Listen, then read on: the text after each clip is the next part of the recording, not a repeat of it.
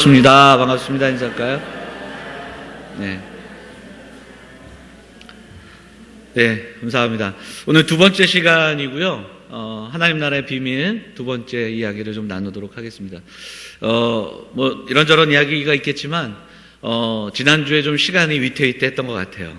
그래가지고, 제발 8시 반을 넘기지 말아달라는 압력이 여러분에게 제가 들었기 때문에 시간을 꼭 맞추려고 노력하도록 하겠습니다. 오늘 두 번째 강좌 제가 할 얘기들을 오늘 그래도 끝내야 되기 때문에 시작하도록 하겠습니다. 지난 시간에 성경을 읽을 때 우리가 성경의 큰 틀 속에서 우리가 봐야 한다라고 말씀을 드렸습니다. 그래서 대표적인 것이 세 가지 큰 틀, 창조와 타락과 구속이라는 구속사적인 틀로 성경을 읽어 나갈 수 있다. 성경의 큰 이야기는 이 틀 안에서 이야기되고, 그리고 이 주제 속에서 창세기부터 요한계시록까지 이 이야기로 우리가 읽어 나갈 수 있다. 그 이야기를 말씀을 드렸습니다. 그런데 하나님 나라 관점에서 언약에 대한 관점으로 이것을 조금 다르게 이야기할 수 있다라는 말씀을 드렸는데, 그건 뭐냐면 구속에다 언약을 접목을 시킬 때 창조와 타락이 있고, 예비적 언약과 새 언약 사이에 언약이 있다. 그래서 이 언약, 하나님께서 약속하신 약속을 중심으로 성경을 읽어 나가는 방법, 그것을 말씀을 드렸습니다.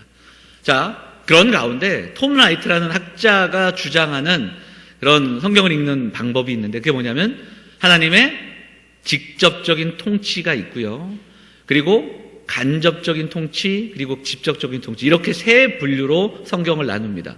그래서 창세기부터 사무엘까지 하나님께서 직접 통치하십니다. 하나님이 다스리시고, 하나님이 말씀하시고, 하나님이 함께 하시는 그 이야기들. 그런데 이스라엘 백성들이 왕을 원하거든요.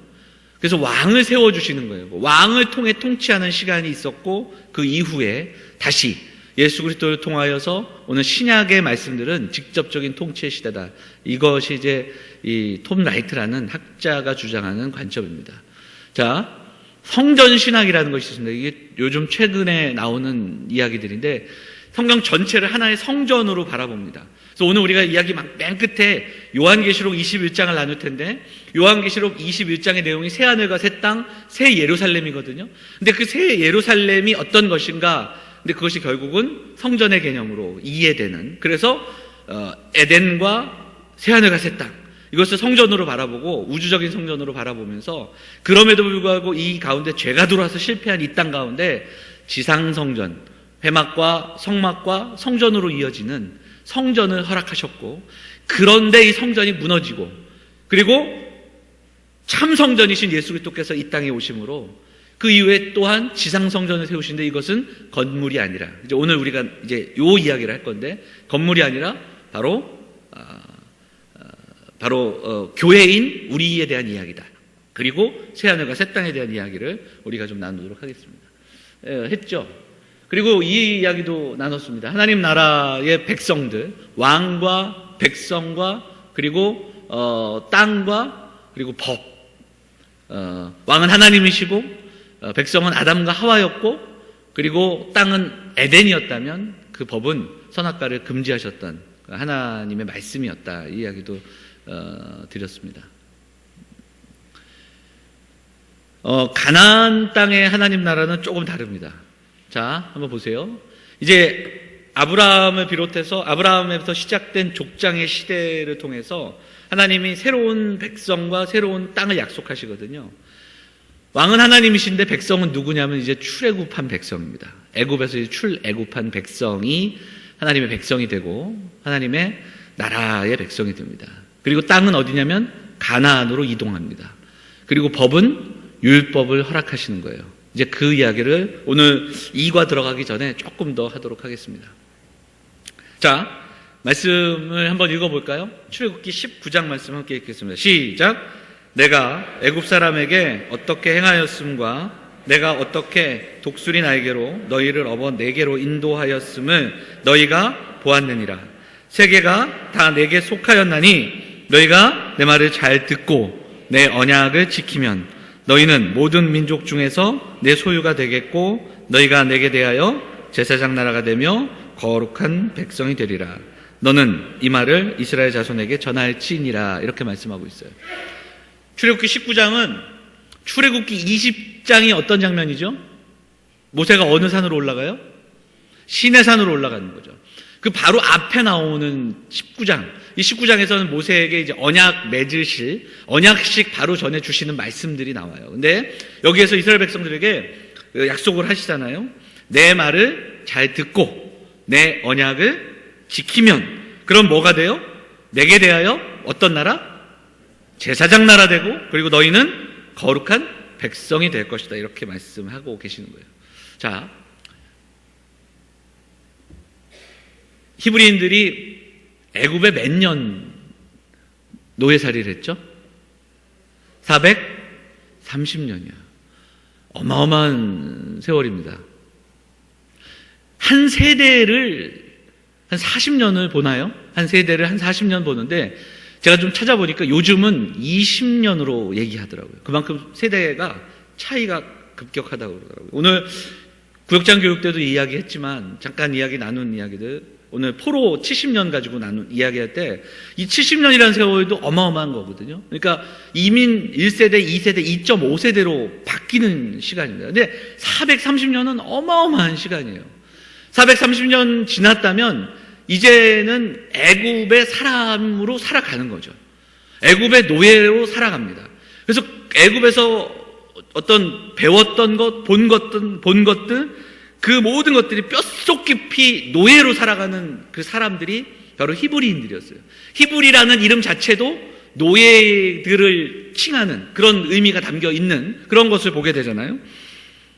그런데 그들을 건져내서 새로운 나라, 새로운 백성 삼으시겠다는 거예요. 근데 그게 그냥 가능하냐? 그렇지 않아요. 그렇기 때문에 뭐가 필요하냐면 내 말을 듣고 내 언약을 지키면 이것이 반드시 필요하다는 겁니다. 왜냐하면 통치자가 바뀐 거예요. 애굽의 바로와 애굽의 법의 통치가 아니라 새로운 통치자, 새로운 법을 따라야 되기 때문에 이제 20장부터 계명을 주시는데 그 율법으로 말미암아 하나님의 백성 되는 연습을 광야에서 해 나가거든요. 그렇기 때문에 그 하나님 나라 백성의 삶은 바로 요구되는 것이 내 말을 듣고 내 언약을 지키면 아브라함이 하나님 앞에 믿음으로 그 믿음으로 의롭게 여겨지고 그리고 순종했던 그 모습처럼 그들에게 필요한 것이 있었다라는 거예요. 너희의 이제 통치자는 바로가 아니라 나 여호와다. 그 선포가 19장, 20장에 선포가 되는 거죠. 왜냐하면 사도 바울도 이 관점에서 이야기를 하거든요. 구원에 대한 이야기를 할 때 제가 여러 번 이야기하는 본문이죠. 골로새서 한번 읽어볼까요? 같이 읽을까요? 시작. 그가 우리를 흑암의 권세에서 건져내사 그의 사랑의 아들의 나라로 옮기셨다. 바울도 어떻게 보냐면 나라를 바꿨다고 이야기해요. 국적이 바뀐 거예요. 국적이 바뀌면 통치자가 바뀐 것이고 통치법이 바뀐 거예요. 그렇게 우리에게도 설명하고 있다는 거죠. 소속이 바뀌고 통치자가 바뀐 거예요. 여러분 이게 굉장히 순종이라는 게 쉽지 않습니다. 그래서 우리가 출애굽기 읽어 나갈 때 이스라엘 백성들이 광야에서 끊임없이 배반하고 불평하고 불만하고 떡을 달라 고기를 달라 이렇게 하면 우리는 손가락질하고 이 사람들 이 정도밖에 안 되나 이렇게 얘기하기 쉽지만 그렇지 않아요. 뼛속 깊이 애굽의 삶을 살았던 그들에게는 빵 하나가 귀한 거고요. 하루하루의 어떤 그 삶 속에서의 안정이 더 귀한 거예요. 어찌 보면 그들에게는 자유보다 지금 당장 살아갈 빵이 더 귀한 가치가 될 수밖에 없던 거죠. 이게 습관이라는 건 굉장히 중요합니다. 그리고 삶의 어떤 가치 이런 건 정말 중요한 거예요. 옛날에 제가 뉴질랜드에 가서 한 1년 정도 생활했다 그랬잖아요. 근데 이제 거기 가서 초기에 제일 힘들었던 것 중에 하나가 운전이었습니다. 왜 그러냐면 운전대가 달라요. 우리는 차에서 타면 어디죠? 왼쪽이 운전대잖아요. 근데 그 나라는 어디가 오른쪽이에요. 그럼 이것만 다르냐? 그렇지 않아요. 여기 보면 이거 뭐죠? 와이퍼하고 방향지시등도 반대예요. 그러니까 맨날 잘못해요. 근데 이건 며칠이면 다 막 이렇게 신경 써서 막 하면서 감당할 수 있는데 정말 중요한 게 한 가지 있습니다. 그게 어떤 거냐면 차선이 달라요. 우리하고 차선이 다릅니다. 차선도 반대예요. 그래갖고 운전을 하는데 오른쪽에 있는 거 적응하고 이 와이퍼 적응하고 다 해요. 근데 어느 날 제가 운전을 하다가 깜짝깜짝 놀랄 때가 있어요. 딴 생각하고 있으면 제가 어느 차선으로 가요? 한국에서 운전하는 차선으로 가는 거예요. 저 앞에서 차가 빵빵 와갖고 빵빵 누르는 그런 몸에 밴 그 습관들이 정말 무서운 것을 좀 보게 되거든요. 그러니까 우리가 어떤 습관의 한 부분이 그럴진데 준비하고 또 머리로 안다고 해서 되는 이런 바뀌어지지 않는 그 모습들이 있다라는 거죠. 그래서 이스라엘 백성들이 출애굽하면서 보여주는 그 모습은 어찌 보면 그 자유보다 빵을 찾는, 자유보다는 오늘 하루의 안정을 찾는 그런 모습들인 것을 보게 됩니다. 자, 그래서 이스라엘 백성들이 제일 먼저 겪은 어려움 중에 하나가 배고픔이잖아요. 그래서 막 불평하기 시작합니다. 목마름과 배고픔. 그래서 만나를 주세요. 근데 이 만나를 주시면서도 하나님은 그냥 주시지 않습니다. 분명한 원리와 분명한 선포를 하세요. 배고프니까 배고픔을 채워주는 만나가 아니라는 걸 성경은 여러 번 이야기합니다. 자, 한번 보실까요? 같이 읽어보겠습니다. 시작. 너를 낮추시며 너를 줄이게 하시며 또 너도 알지 못하며 내 조상들도 알지 못하던 만나를 내게 먹이신 것은 사람이 여호와의 입에서 나오는 모든 말씀으로 사는 줄을 내가 알게 하려 하심이라. 만나를 주시지만 만나를 주시는 원리가 담겨 있습니다. 그래서 하나님 그냥 주시지 않잖아요. 이스라엘 백성들 어떻게 해야 됩니까? 만나는 첫 번째 원리가 일용할 양식이었습니다. 한 오멜 먹을 만큼 오늘 하나님이 주시는 거 오늘 먹을 수 있어요. 또 하나의 원리가 뭡니까? 움직여서 주실 수 없는 사람들, 자기 것들을 얻을 수 없는 사람들 것까지도 함께 마련하여 나눠주는 그런 원리들이 분명하게 있었어요. 다른 데는 없었던, 빵이 유일한 가치고 자유와 이런 것보다 빵 하나에 목숨을 걸던 그런 삶을 살던 사람들에게 그건 하나님이 채워주신다라는 삶의 원리를 분명히 알려주시는 것이 만나의 원리였다는 거예요. 궁금하지 않겠어요? 내일 만나가 안 내리면 어떡하지? 이런 그 마음도 있지 않겠어요? 근데 날마다 오늘 먹을 만큼, 오늘 일용할 양식을 하나님이 채워주시는 은혜를 경험하는 현장이 어디였냐면 광야의 현장이었다. 하나님의 말씀, 하나님이 약속하신 그 말씀을 지키시는 그 약속의 그 어떤 지키심을 날마다 경험하는 현장이 바로 만나의 현장이었다. 이렇게 우리가 생각해 볼 수 있습니다. 그래서 예수님께서도 말씀하시죠. 무엇을 먹을까? 무엇을 마실까? 무엇을 입을까? 염려하지 말라. 먼저 그의 나라와 그의 의를 구하라. 그렇게 말씀하시는 거예요. 자, 이런 습관과 사고의 뿌리, 빵 하나에 목숨을 걸 수밖에 없는 그런 어떤 삶, 애굽에서의 노예의 삶의 어떤 흔적들이 그들에게 있었다면 또 하나가 있습니다. 그것이 하나 어떻게 크게 얘기하면 문화라고도 얘기할 수 있거든요. 그게 뭐냐면 애굽이라는 나라가 갖고 있는 구조입니다. 사회적인 구조.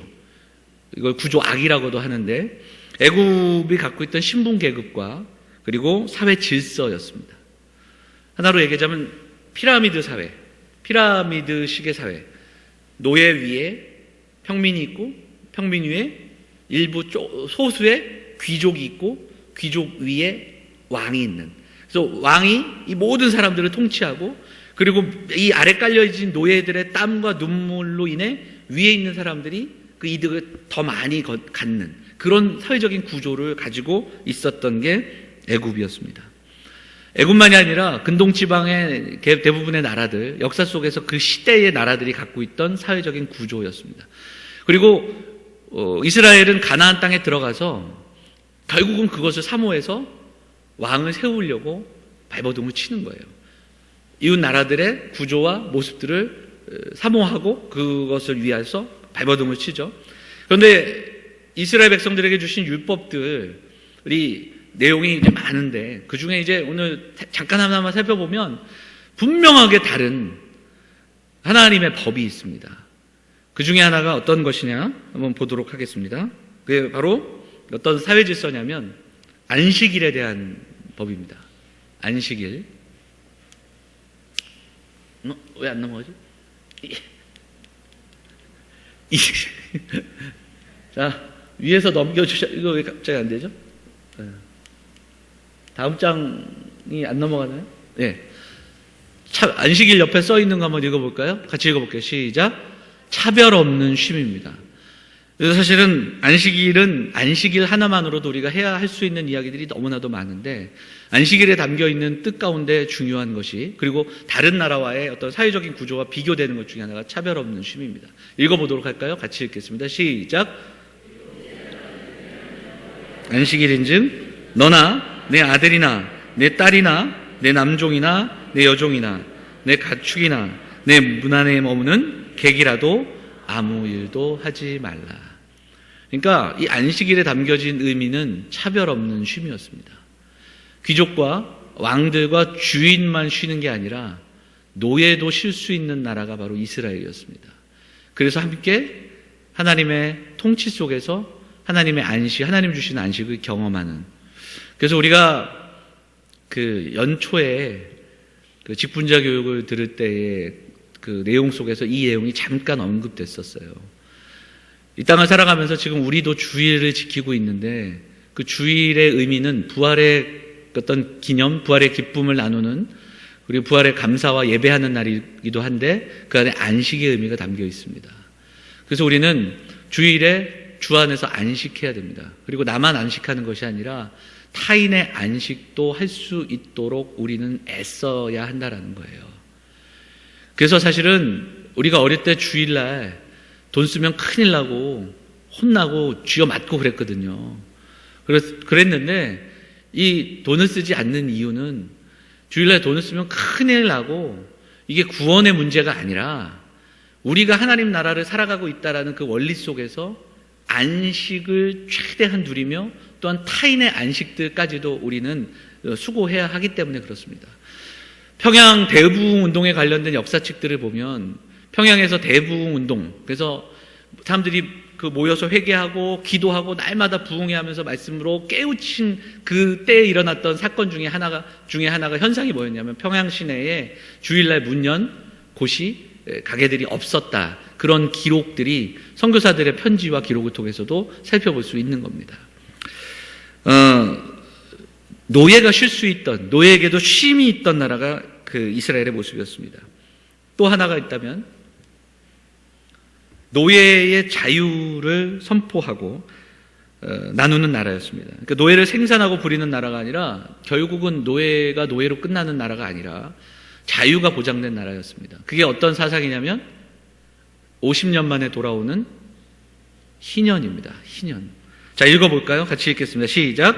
너희는 50년째 해를 거룩하게 하여 그 땅에 있는 모든 주민을 위하여 자유를 공포하라. 이 해는 너희에게 희년이니 너희는 각각 자기의 소유지로 돌아가며 각각 자기의 가족에게로 돌아갈지며.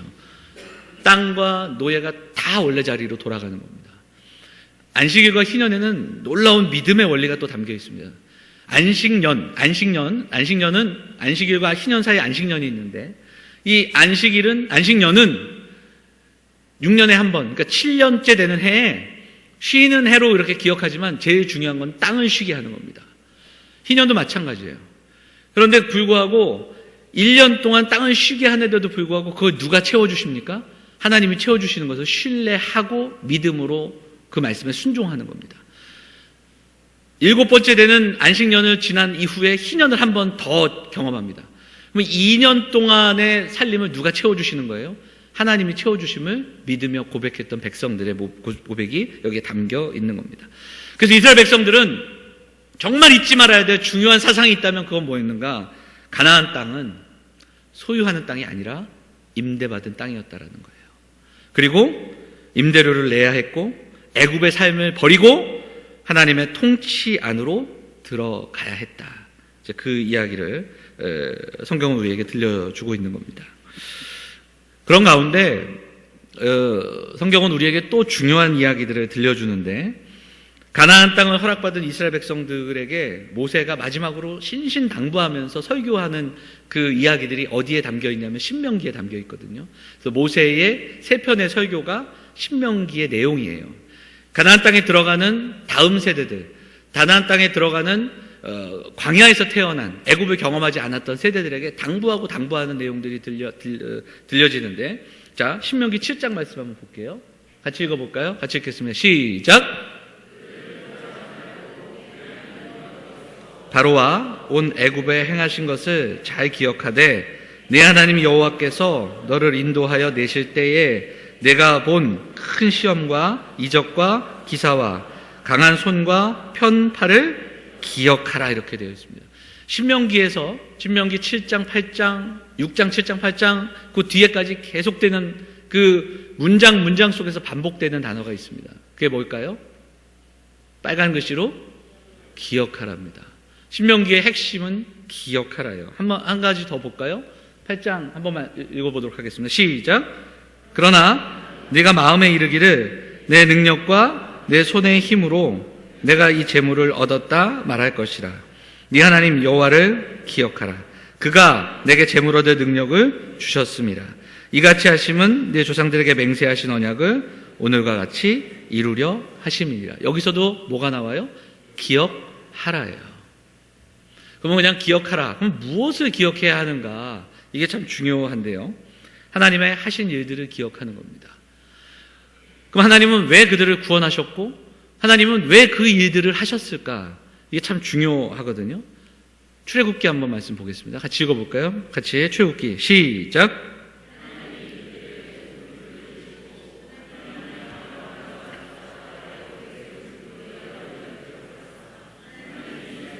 돌보셨고 하나님이 그들을 기억하셨더라. 자, 보세요. 기억하셨어요.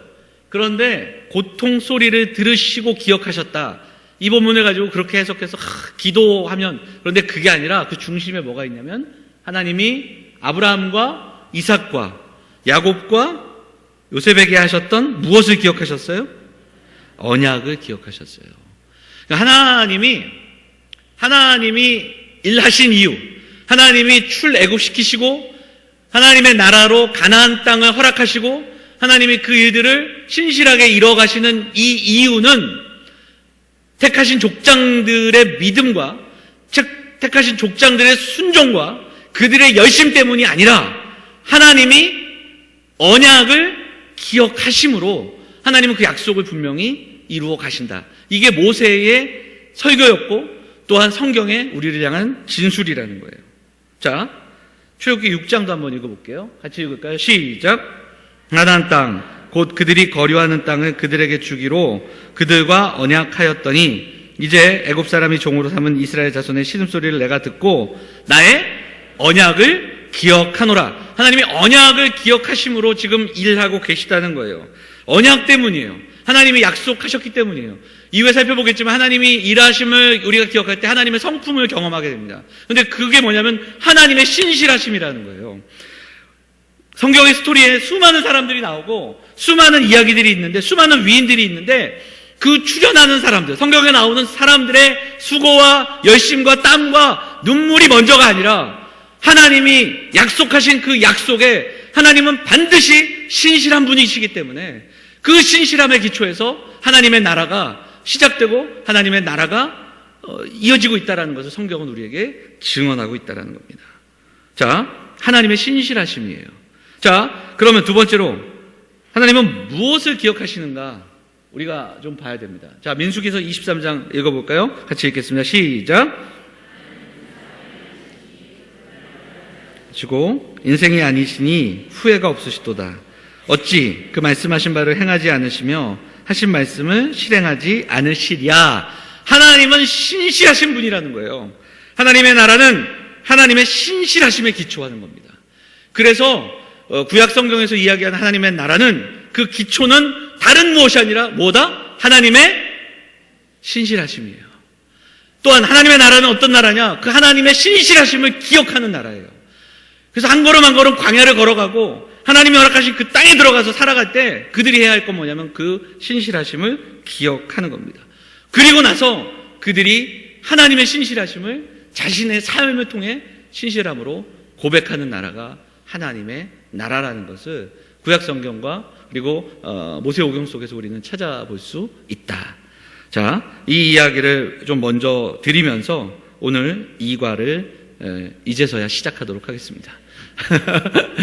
아, 정말 사실은 이게 지난주에 여기까지 했어야 되는데, 야, 이 생각처럼 제가 목양실에서 연습할 때는 시간이 딱딱 맞는데 여기만 나오면 이렇게 시간이 안 맞아요. 자, 이게 이제 오늘 교회에 대한 이야기를 할 때 이것은 정말 중요하기 때문에 빼먹고 갈 수가 없는 거예요. 사실은 제가 이야기하는 거는 단순한 겁니다.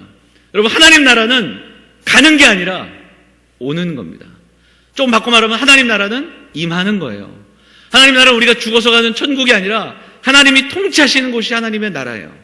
그런데 구약 성경에서 하나님의 통치가 어떻게 드러나는가, 그 이야기를 하면서 지금 에덴 동산 그리고 가나안 땅에서의 이야기를 여러분하고 지금 나누는 겁니다. 자, 다시 한번, 하나님의 나라는 무엇에 기초한다고요? 하나님의 신실하심이에요. 하나님의 신실하심을 이스라엘 백성들은 그 땅에 들어가서 어떻게 해야 돼요? 기억해야 돼요. 그리고 기억하는 것으로 끝나는 게 아니라 그 하나님의 신실하심을 고백해야 됩니다. 입술로가 아니라 살아가면서. 그 대표적인 게 뭐냐면 안식일을 거룩하게 지키는 거예요. 아까도 말씀드렸잖아요. 왜냐하면 하나님의 신실하심을 믿기 때문에 안식일을 지킬 수 있는 겁니다. 희년을 지키는 거예요. 다른 나라들이 감히 하지 못했던, 노예도 쉴 수 있고, 그리고 땅이 원래 주인 제자리로 돌아오고 빚이 탕감되고, 그리고 그 나라 가운데 가난한 자가 하나도 없는 나라, 그 나라를 꿈꿨던 그 나라가 바로 이스라엘이었던 것을 우리가 보게 됩니다. 근데 이 모든 것들의 기초는 뭐예요? 그들이 열심히 해서, 그들이 서로 사랑해서, 그들이 그것을 지키려고 하는 순종, 그게 아니라 하나님의 신실하심이에요.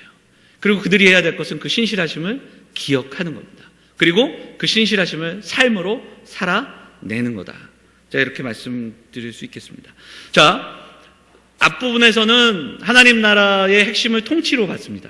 하나님 나라의 통치의 개념으로. 그런데 이제 신약으로 넘어오면서 우리는 이 통치가 하나님의 주권과 경륜으로 끝나지 않고, 하나님의 통치, 하나님의 나라가 이 통치를 받는 누구? 하나님 통치받는 백성들을 의미한다라는 것을 기억해야 됩니다. 그 로핑크라는 신학자가 이런 이야기를 했습니다. 백성이 없는 왕은 결코 왕이 될 수 없다. 그러니까 하나님 나라는 하나님 나라의 백성입니다. 나라의 3요소를 제가 얘기했었잖아요. 뭐죠? 땅과 국민과 주권이 있어야 된다. 그 중에 지난 시간에는 그 통치, 그것을 이제 경륜, 살림살이다, 이런 식으로 제가 설명을 했고요. 오늘은 백성, 그 통치 안에 있는 백성들을 좀 중심으로 우리가 좀 생각을 해보도록 하겠습니다. 자, 오늘 그 교재 보시면 5페이지에 교회란 무엇인가 이렇게 질문하고 있잖아요. 자, 여러분, 교회는 무엇입니까? 교회는 무엇입니까? 제가 여기서 딱 이렇게 해서 좀 이럴 때는 한 분 딱 이렇게 세워갖고 질문을 하고 막 그래야 되는데, 이러면 다음 주부터 인원이 급격히 준다는 그 조언이 있어서 그리고 제가 뭔가 이렇게 쳐다보면서 교회는 무엇입니까? 이러면은 다 보시다가 갑자기 머리를 숙이시거나 막 딴 데 옆에를 보시거나, 그래서 교회는 무엇일까요? 네, 교회는 그렇죠? 교회는 여러분이 답할 수 있는 여러 가지가 있습니다. 자, 성경에서는 교회를 어떻게 이야기하는가 한번 보겠습니다. 자, 한번 읽어볼까요? 고린도전서 1장 2절 같이 읽겠습니다. 시작. 교회는 성도가, 고린도의,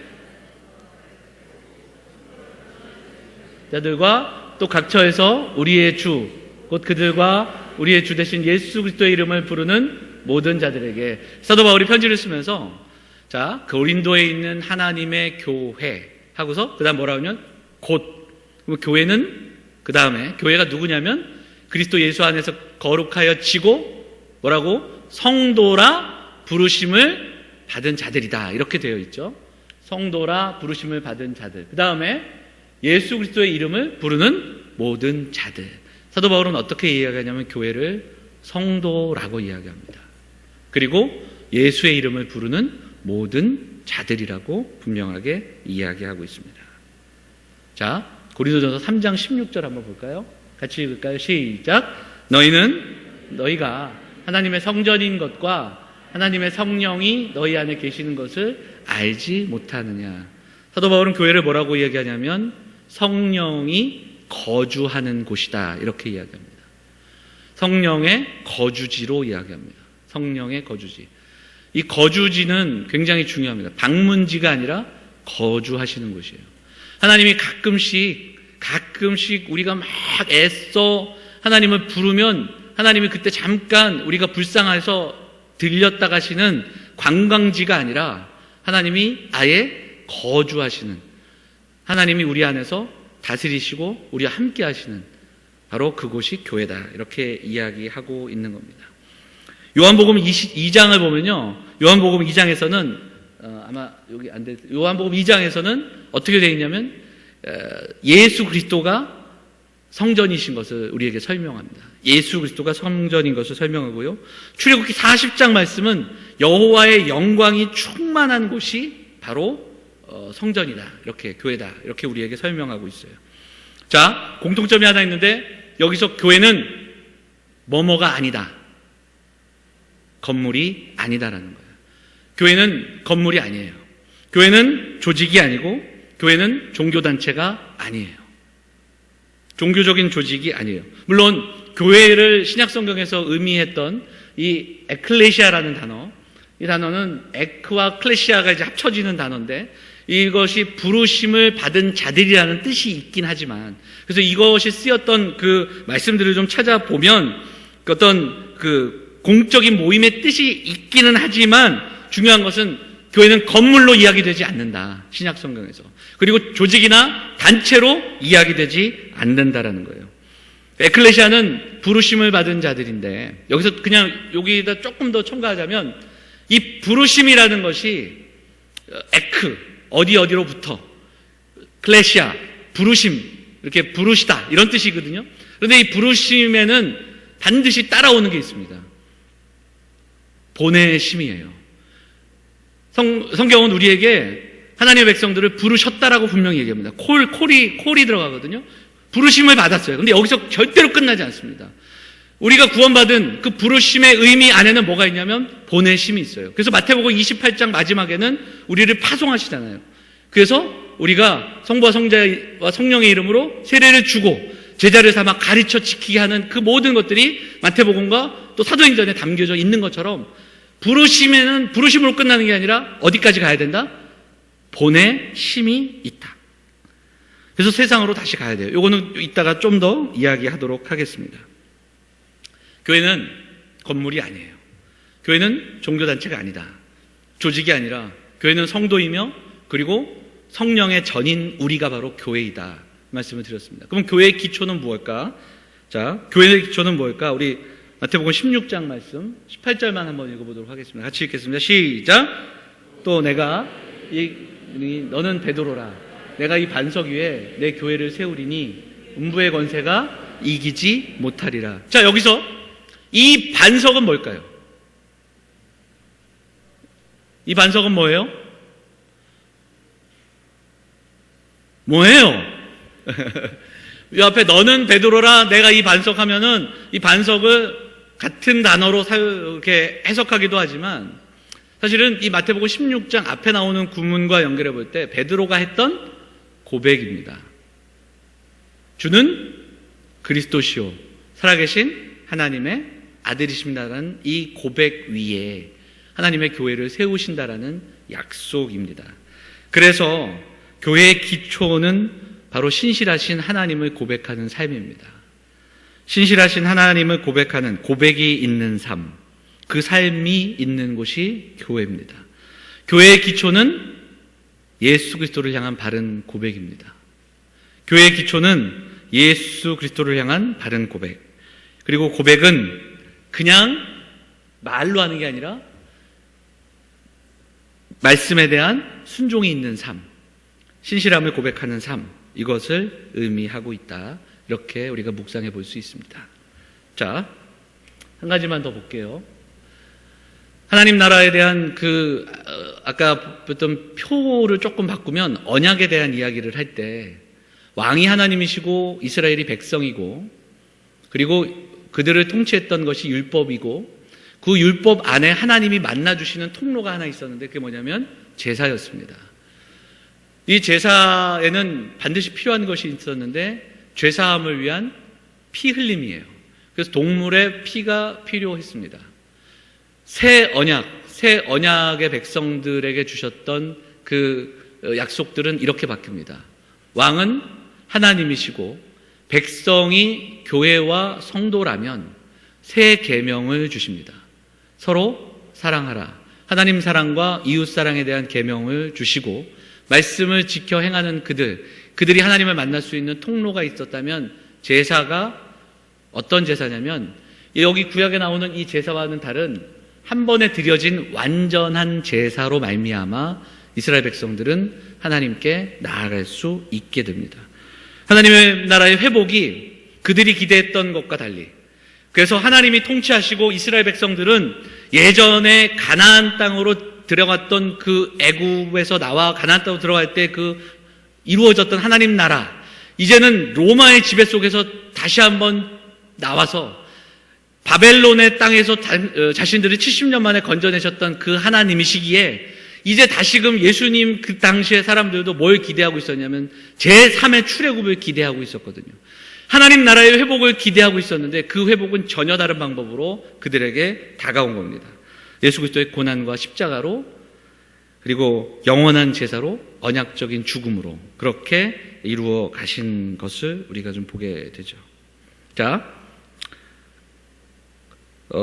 교회에 대한 다양한 비유의 말씀도 한번 좀 보도록 하겠습니다.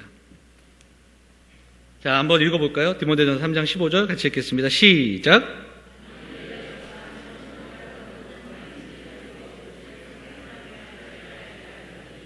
이 집은 살아계신 하나님의 교회요 진리의 기둥과 터니라, 이렇게 되어 있습니다. 여기서의 집은 하나님의 집으로 묘사하잖아요. 근데 여기서의 집은 건물의 집보다는 가족의 의미가 더 강합니다. 가족, 오이코스, 가정, 이 의미가 더 강한 것을 보게 됩니다. 자, 에베소서 2장 19절도 보겠습니다. 같이 읽어볼까요? 시작. 그러므로 이제부터 너희는 외인도 아니요 나그네도 아니요 오직 성도들과 동일한 시민이요 하나님의 권속이라. 이 권속도 요즘 잘 쓰는 단어가 아니잖아요. 옛날 어른들이 기도하실 때 좀 쓰시던 단어긴 하지만 요즘은 잘 안 쓰는데, 이 권속도 집입니다. 가족입니다. 가정으로 이야기됩니다. 그래서 여기서는 교회에 대한 비유의 말씀들을 통해서 하나님의 집, 예수 그리스도로 말미암아 함께 하나님의 자녀가 된 교회에 대한 이야기를 우리에게 들려주고 있습니다. 고린도전서 12장 27절에는 너희는 그리스도의 몸이요 지체의 각 부분이라, 이렇게 이야기합니다. 그래서 연결된, 또 연합된 그 교회의 모습들을 우리에게 이야기하고 있어요. 자, 그 다음 보시면, 그럼 교회는 무엇을 해야 하는가, 이 질문을 하게 됩니다. 사도행전 2장 42절입니다. 42절 먼저 읽어볼까요? 같이 읽겠습니다. 시작. 그들이 기도하기를 힘쓰니라. 자, 네 가지가 나옵니다. 첫 번째가 뭐죠? 가르침을 받습니다. 말씀을 배우고요. 두 번째는 뭐예요? 교제합니다. 세 번째는요? 떡을 뗍니다. 네 번째는 기도합니다.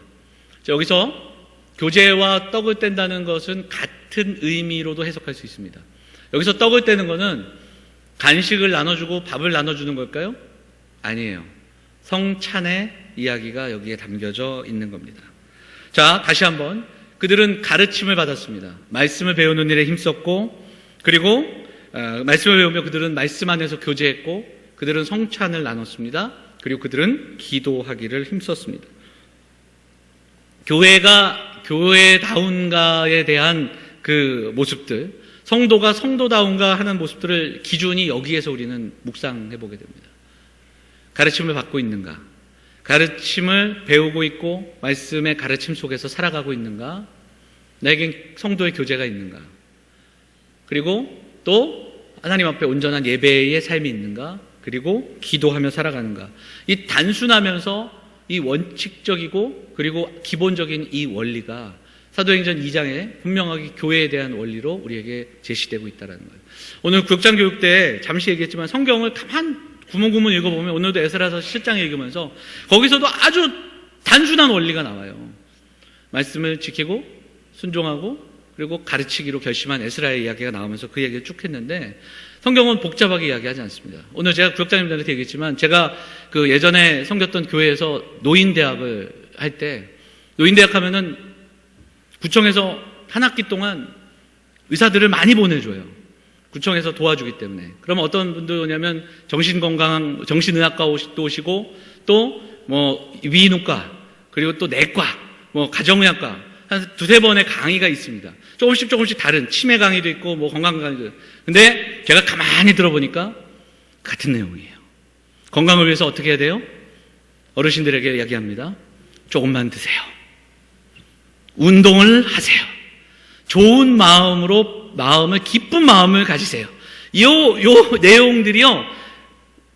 계속 반복되는 가장 과도 다르고 내용도 다른 어떤 이야기지만 결국은 거기서 얘기하는 게 바로 가장 기본적인 것들을 이야기하고 있다는 거예요. 자, 우리도 오늘 사도행전 2장의 말씀을 보면 단순한 원리잖아요. 말씀의 가르침 속에 있는가? 그리고 교제하고 있는가? 그리고 예배하고 있는가? 그리고 기도하며 살아가는가? 이 질문을 통해서 우리를 점검해 봐야 됩니다. 지난주에도 잠깐 말씀드렸지만 성도들이 정말 주일을 예배하는 날로 사모하고 있는가? 여러분들 모여서 이야기하는 그 이야기들의 그 내용들 속에 내가 경험한 하나님의 도우심과 내가 한 주 동안 살아가면서 하나님이 함께 하신 그 눈물과 그 수고와 그 눈물의 골짜기가 우리가 서로 고백되어지는가? 구역예배 모일 때마다 우리가 모여서 서로 대할 때 정말 귀한 가르침과 그 눈물과 그 어떤 고백들이 담겨 있는가? 아니면 드라마 얘기, 부동산 얘기, 그리고 자녀들 얘기, 명품 얘기, 이런 것 얘기로 온통 가득한 그런 우리의 교제와 대화로 끝나지는 않는가? 그리고 돌아서서 우린 정말 기도하며 살아가는가? 이런 질문과 이런 점검의 기준표가 우리에게도 필요하지 않겠는가? 이렇게 돌아보게 됩니다. 그래서 로이드 존스 목사님이라는 유명한 그 영국의 목사님은 사도행전을 결국에는 그 42절 이하의 말씀을 이야기하면서 이것이 진정한 기독교다. 그래서 책 제목을 진정한 기독교라는 제목으로 이야기하고 있는 것을 보게 됩니다. 자, 그 교회의 그 가르침과 예배, 기도 가운데 나타난 결과가 무엇인가 또 이번 질문하고 있는데 그것도 한번 읽어보도록 할까요? 47절 같이 읽겠습니다. 시작. 찬미하며 또 온 백성에게 칭송을 받으니 주께서 구원받은 사람을 날마다 더하게 하시니라. 외적으로 봤을 때는 어떤 일들이 있습니까? 찬미하며 백성에게 칭송을 받아요. 그런데 이 외적 내적으로 보여지는 날마다 구원받는 사람들이 더하여집니다.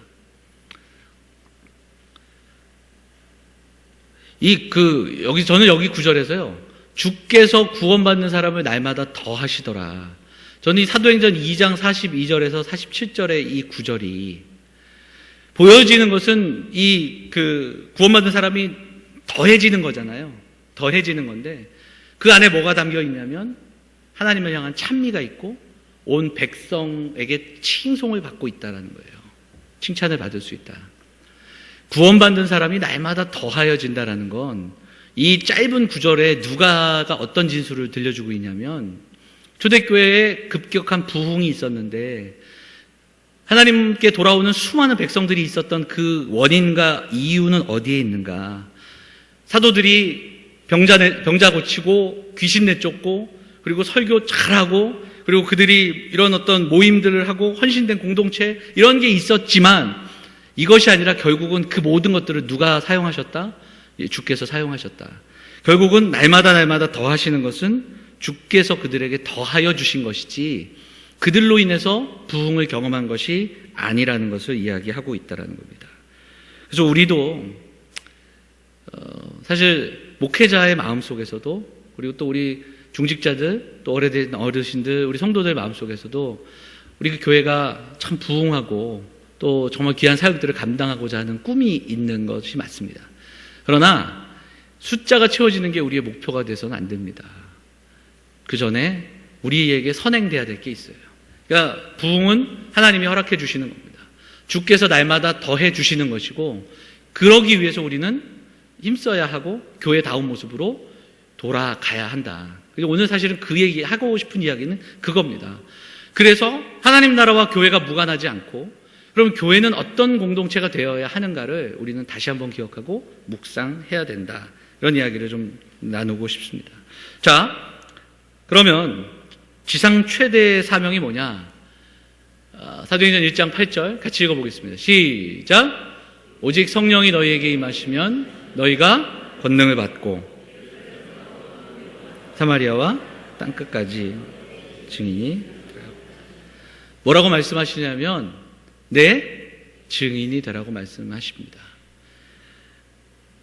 부활의 증인, 재림의 증인, 하나님 나라의 증인이 되는 게 우리에게 주신 사명이에요. 그래서 어떤 신학자는 증인을 어떻게 바꿔서 설명하냐면 신실하신 하나님께 신실함을 고백하는 사람들이다, 이렇게 이야기합니다. 다시 한번요. 신실하신 하나님께 합당한 신실함을 고백하는 사람이 증인이다, 이렇게 이야기하고 있습니다. 자, 그러면 지금 나눈 이야기들을 잠깐만 요약을 해볼게요. 교회는 첫 번째로 교회는 누굽니까? 성도가 교회입니다. 성도로 부르심을 받은 자들이 교회입니다. 두 번째는 교회는 누굽니까? 성령께서 거주하시는 자, 성령 충만한 자가 교회입니다. 세 번째, 그럼 교회는 무엇을 감당해야 됩니까? 어떤 사람들입니까? 부활의 증인, 재림의 증인으로 살아가야 되는 거예요. 여기서 증인이라고 하는 것은 바로 신실하신 하나님께 합당한 신실함을 고백하는 사람입니다. 자, 그러면 조금 전에 지난주 내용과 더불어 오늘 말씀 시작할 때 나눴던 하나님 나라를 기억해 보겠습니다. 자, 하나님 나라는 어떤 나라입니까? 하나님 나라의 기초는 뭐예요? 하나님의 신실하심이에요. 그럼 무엇을 기억해야 됩니까? 그 나라에서 하나님의 신실하심을 기억하는 겁니다. 그리고 나서 무엇 해야 해요? 하나님의 백성들은 하나님의 신실함을 고백하는 나라예요. 자, 조금 전에 보여줬던 교회와 하나님 나라가 어떻습니까? 같은 거예요. 이 시대 가운데, 그래서 이 시대 속에서 이 땅에 하나님께서 이스라엘 백성들을 택하시고 그들을 애굽에서 출애굽하셔서 가나안 땅으로 데려가셨던 그 하나님의 작정, 그리고 이후에 바벨론에 가 있던 이스라엘 백성들을 70년 만에 돌아오게 하셨던 그 하나님의 인도하심, 그리고 예수 그리스도를 통해 이 땅 가운데 이제는 지상 성전 하나님 교회를 세우셔서 하나님의 신실하심을 기억하고 하나님의 신실하심을 고백하도록 한, 바로 그 하나님 나라가 어디에 있다고요? 교회라는 거예요. 성전된 우리가 하나님 나라가 교회라는 것을 보게 됩니다. 하나님 나라의 모델 하우스가 교회입니다. 이것은 오늘을 살아가는 우리들에게 굉장히 중요한 문제이고, 어찌 보면 감격스럽기도 하면서 우리는 정말 이 사실을 붙들고 살아가야 됩니다. 그래서 하나님 나라를 사는 이 하나님 나라 운동은 종교 운동이 아니라 주일에 모여서 예배드리고 하나님의 이름을 부르고 직분 맡아서 감당하고 이런 것이 아니라 우리가 살아가는 삶 전체, 그리고 여러분들이 대하는 모든 삶의 가치관, 사회, 정치, 우리의 문화, 우리의 삶, 가정, 우리의 직업, 우리가 살아가는 말과 행동과 이 모든 것들 속에서 드러나야 되는, 이 모든 것들이 포함된 나라이며, 그리고 우리의 일상이 하나님 나라가 돼야 한다. 이것이 성경이 우리에게 말씀하시는 하나님 나라와 교회의 이야기입니다. 자, 조금만 더 우리가 하도록 하겠습니다. 불이 나게 왔더니 그래도 뒷부분까지 할 수 있어서 다행인데, 자, 요한계시록 21장 한번 읽어보도록 하겠습니다. 요한계시록 21장 같이 읽겠습니다. 시작.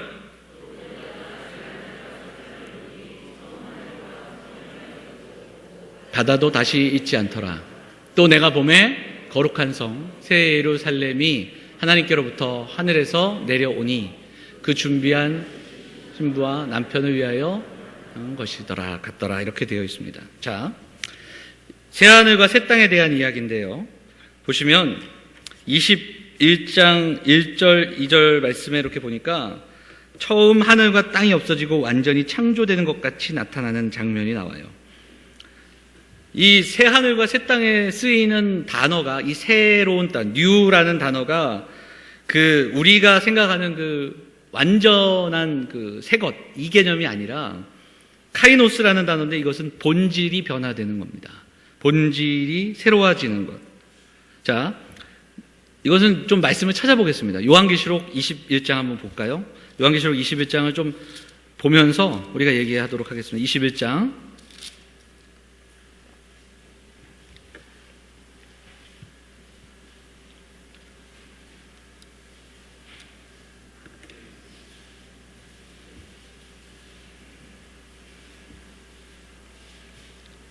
(21장이요) 보시면 우리가 지금 1절과 2절을 읽었는데, 또 내가 새 하늘과 새 땅을 보니 처음 하늘과 처음 땅이 없어졌고 바다도 다시 있지 않더라. 1절 말씀은 누가 이야기하냐면 요한이 이야기하는 겁니다. 요한이 본 거예요. 자, 5절 한번 읽어볼까요? 5절 같이 읽겠습니다. 시작.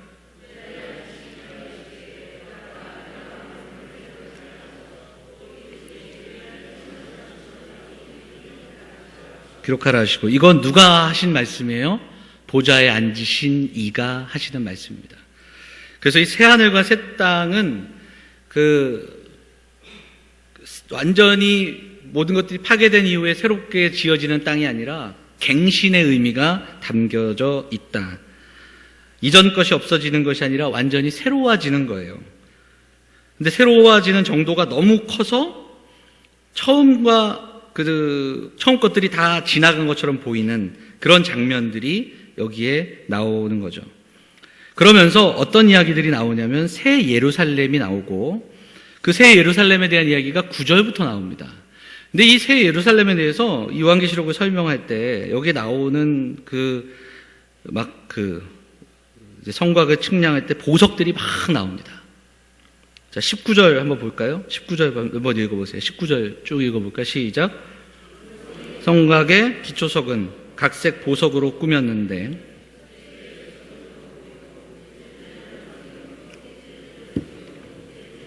네, 여기까지요. 그래서 요한계시록을 설명하는 분들이 천국에 가면 길마다 보석이고 그냥 도로에 보석이 깔려있고 이렇게 그냥 단순하게 설명을 하는데, 사실 이것은 여기서 중요한 게 아니라 이 21장에서 이 예루살렘이 보여주는 또 큰 특징인 우리가 오늘 살펴봤던 그 교회와 함께 연결돼서 22절에 나옵니다. 22절 같이 읽어볼까요? 22절 같이 읽겠습니다. 시작.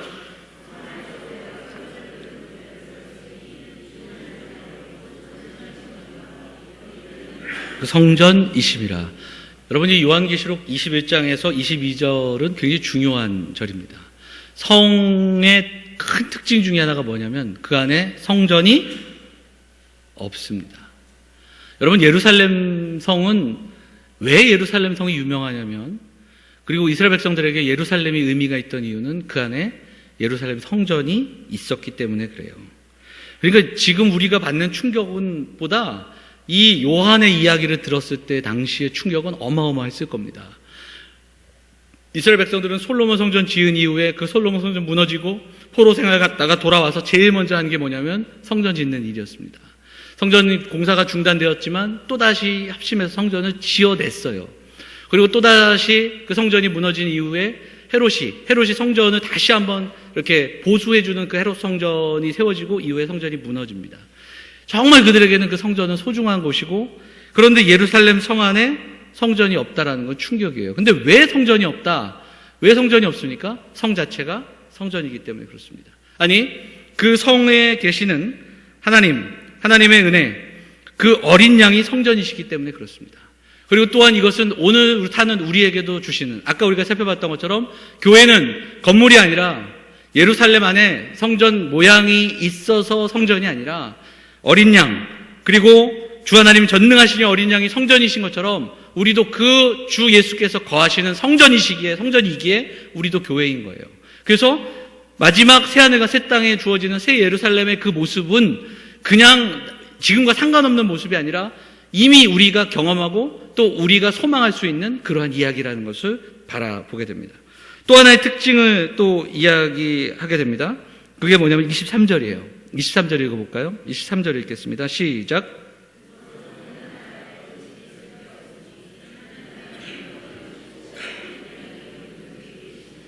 예. 여기 보면 23절에서 해와 달의 비침이 쓸데없다. 하나님의 영광이 비치고 어린 양이 등불이 되신다고 이야기하십니다. 하나님께서 새 예루살렘의 빛이 되시는 거예요. 거기에는 밤이 없다. 이사야서 60장에 보면 어떤 말씀이 있냐면 여호와가 내게 영영한 빛이 될 것이고 하나님이 너의 오직 영광이 되리라. 이 말씀의 성취다. 그렇게도 해석하는 그 내용들이 있더라고요. 이 두 가지가 새하늘과 새 땅 그리고 새 예루살렘의 특징을 우리에게 보여주는 거예요. 그게 뭐냐면 하나님 나라는 장소와 지역 개념이 아니에요. 건물의 개념이 아니에요. 하나님이 통치하시고 하나님이 임재하시고 하나님이 함께 하시는 곳입니다. 예루살렘 성의 성전이 필요 없듯이 새하늘과 새 땅 가운데 이렇게 벽돌로 짓고 공간을 만들어서 성전이 필요 없는 거예요. 왜? 하나님의 통치받는 우리가 성전이고 그리고 성전된 우리가 모이는 그곳이 하나님이 임재하시는 곳이기 때문에 그런 거예요. 그 이야기를 요한계시록이 들려주고 있다는 거예요. 그래서 요한계시록 21장에서 새하늘과 새 땅에서 축복받고 그리고 누리는 이 모든 이야기들, 눈물을 닦아주시고 그리고 함께 하시고 그리고 함께 그 사망이 없고 애통하고 곡하는 것이 없는 그 혜택을 받는 사람들이 누구냐? 여기선 바로 교회를 이야기하는 겁니다. 하나님 나라 백성들을 이야기하고 있는 거예요. 자, 우리 내용들을 좀 정리하도록 하겠습니다. 그럼 어떻게 살아가야 하는가? 지금 우리는 어떻게 살아야 하는가? 이 문제를 물어보고 있습니다. 새하늘과 새 땅의 비전을 오늘 우리는 성취하며 살아야 됩니다. 내가 성전인 것과 내가 하나님 나라를 살아가고 있다는 걸 절대로 잊어서는 안 됩니다. 그리고 또 하나, 우리가 살아가는 삶의 현장을 그렇게 바꿔가야 합니다. 안식일을 거룩하게 지켰던 그 이유, 아까도 말씀드렸지만 노예들까지도 쉴 수 있었던 안식일, 그리고 땅의 회복과 그리고 종들의 회복이 있었던 그 희년의 사상이 구약성경에서 선포됐던 것처럼 하나님께서 통치하시는 그 나라의 원리를 삶 속에서 실천해 내야 합니다. 그래서 이 땅에서 우리는 끊임없이 성화되는 사람들이 되어야 한다. 그렇게 이야기할 수 있겠죠. 그래서 우리가 있는 자리에서 최고의 영광을 드러내는 사람들이 되어야 합니다. 하나님 나라는 이미 시작됐고 아직 완성되지 않았기 때문에 우리의 삶 가운데 놓여져 있습니다. 자, 그래서 우리 사랑하는 영암의 성도들이 그 하나님 나라의 증인으로 살아가 주셔야 됩니다. 하나님 나라를 살아가는 제자의 삶, 증인의 삶을 살아가야 돼요. 그런데 그러기 위해서 그 하나님 나라의 기초가 뭐라고 말씀드렸죠? 하나님 나라의 기초는 하나님의 신실하심이에요. 그 하나님의 신실하심을 기억해야 됩니다. 날마다. 그리고 그 하나님의 신실하심을 증언하는 삶을 살아야 합니다. 그럼에도 불구하고 우리가 교회라는 이름으로 지금 모였잖아요. 우리 각 사람이 교회이고 내가 성전이고 성전된 우리가 모였음에도 불구하고 교회는 참으로 연약합니다. 부족하기도 하고 넘어지기도 하고 심지어는 지금 마지막 때를 살아가면서 교회의 권위는 땅에 떨어지고 그리고 교회는 참으로 많은 지탄을 받고 있습니다. 독일의 히틀러라는 사람이 독일을 혼란하게 하고 나치의 어떤 통치 아래 있을 때 독일은 고백교회라는 교회들이 있었습니다. 그들은 그 통치를 거부하고 오히려 심하게는 그 나치의 정권에 대항하는 그 중심 세력이 고백교회였습니다. 독일 교회가 나중에 2차 대전이 끝나고 나서 다 모든 것들이 회복됐을 때 독일 교회들이 바르게 설 수 있었던 것은 그 고백교회 중심으로 교회들이 교단을 이루어갔어요. 그러니까 그 신앙의 중심에 신앙을 끝까지 지켜냈던 자들이 핵심으로 남아 있었습니다. 이 문제를 놓고 많은 역사 신학자들은 우리나라와 비교합니다. 일제시대 때 이 나라는 신사참배라는 어처구니 없는 상황 속에서 많은 교회들이 신앙의 길을 굴복하고 타협했습니다.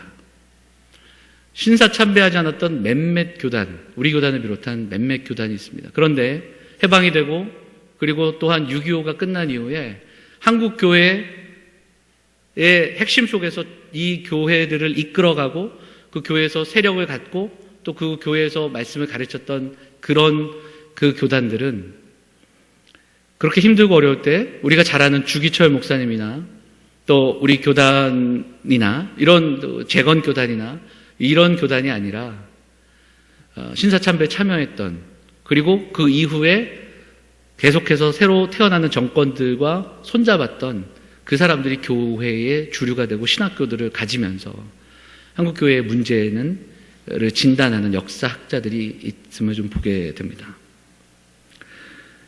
본 회퍼라는 고백교회의 그 대표적인 지도자가 이런 이야기를 합니다. 교회를 이상화하는 일은 중단하라, 이렇게 이야기합니다.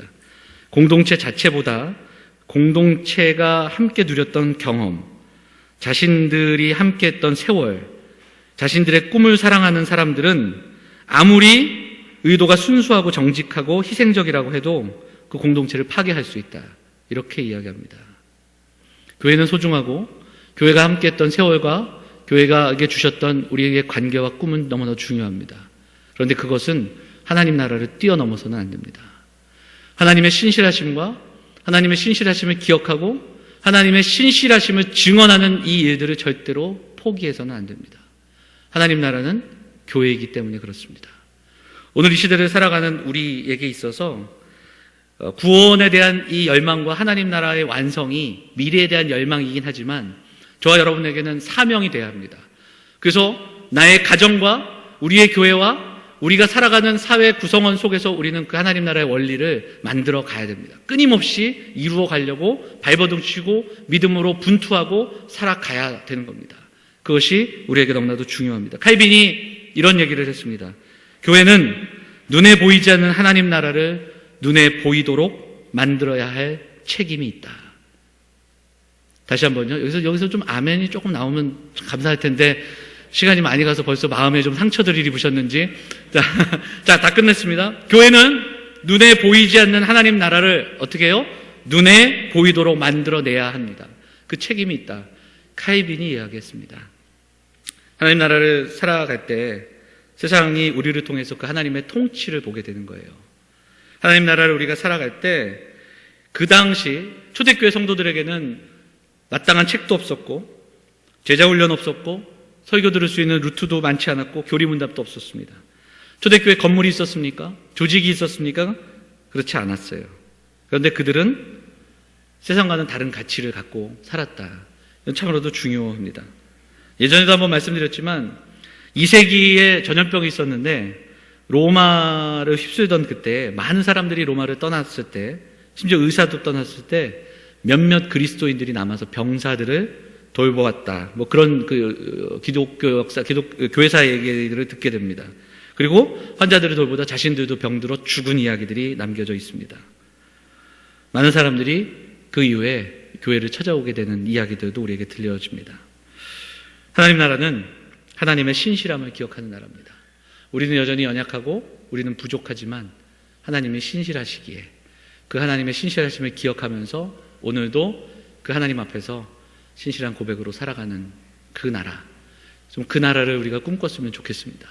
그리고 우리 영암의 성도들이 그 나라를 보여주고 살아갈 수 있는, 그래서 우리의 자녀들에게 우리는 하나님 나라를 살아가는 거야.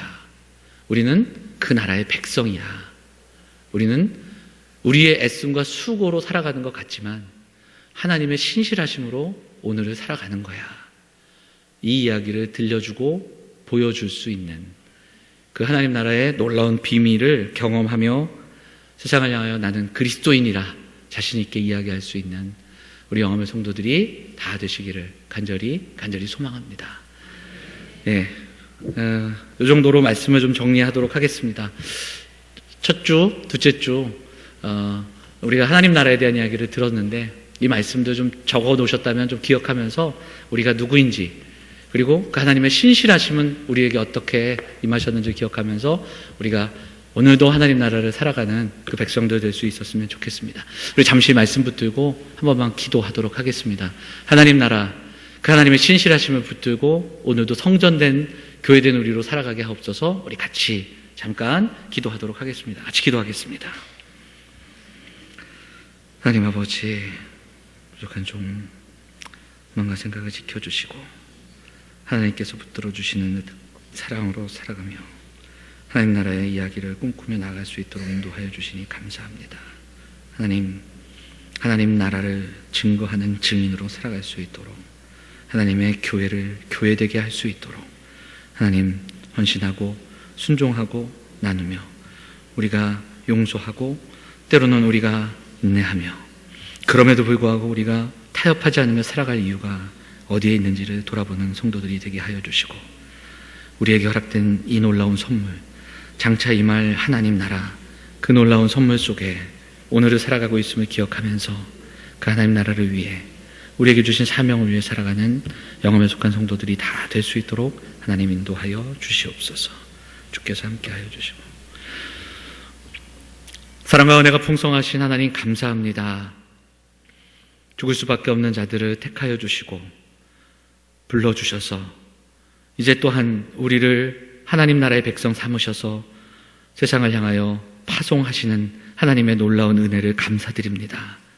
하나님, 거룩한 하나님 나라의 백성으로 살아갈 수 있도록 우리 성도들에게 힘과 용기를 주옵소서. 하나님의 신실하심을 우리가 믿고 그 신실하심을 기억하며 살아가는 백성들이 되게 하옵소서. 하나님, 그래서 우리의 삶과 우리 가정과 우리 교회가 그 신실하신 하나님을 증언하는 증인의 삶을 살아갈 수 있도록 하나님 인도하여 주옵소서.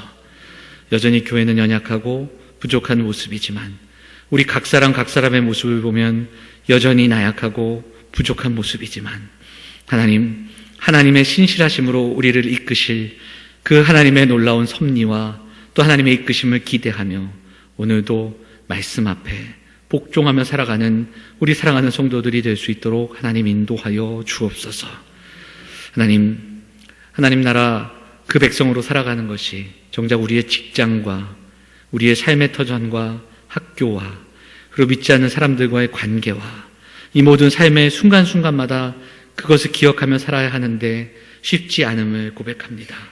하나님, 그 믿음의 분투 홀로 싸우지 않게 하시고 하나님께서 힘과 용기가 되어주시고 성령 충만하게 하여 주셔서 우리가 살아가고 있는 이 나라가 얼마나 귀한 약속의 나라이며 하나님의 크신 선물 가운데 우리가 놓여져 있음을 기억하면서 우리의 삶을 증인의 삶으로 기꺼이 살아내는 우리 영함에 속한 모든 성도들이 될 수 있도록 하나님 인도하여 주시옵소서. 이 수요일 이 저녁 하나님의 말씀을 나누는 이 시간들을 하나님 복 내려주시고 준비하는 자들에게 지혜를 더하여 주시고 이 시간을 통해서 하나님 나라와 하나님의 말씀의 깊이를 경험하는 우리 사랑하는 영험의 성도들이 될 수 있도록 하나님 우리와 함께하여 주시옵소서. 이 모든 말씀 우리를 원하신 예수 그리스도의 이름으로 감사하며 기도하옵나이다. 아멘.